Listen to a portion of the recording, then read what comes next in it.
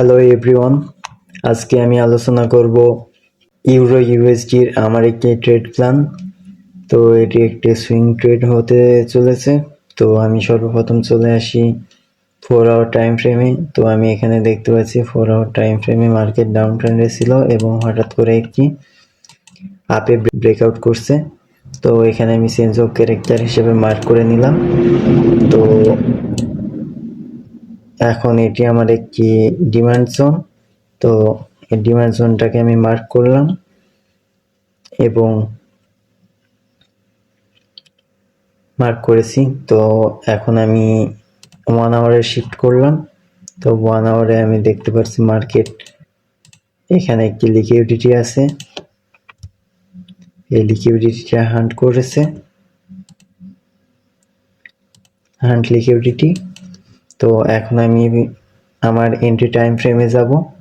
আমার রুলস হলো 4 our time ফ্রেমে মার্কেটের স্ট্রাকচার ডিসাইড করা, 1 আওয়ার টাইম ফ্রেমে মার্কেটের কনটেক্সট বোঝা, 10 মিনিট টাইম ফ্রেমে আমি আমার এন্ট্রি প্ল্যানটা করি।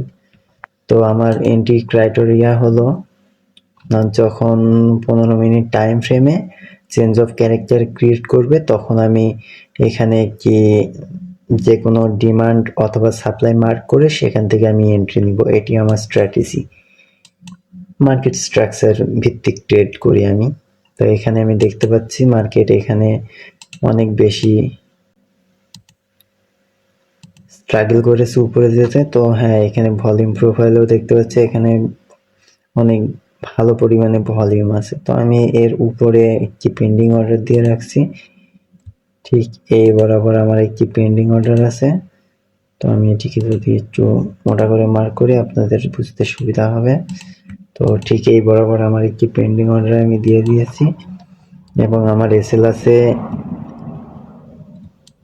এই লো পর্যন্ত এবং আমার টিপি আছে প্রিভিয়াস হাই পর্যন্ত, হায়ার হাই পর্যন্ত।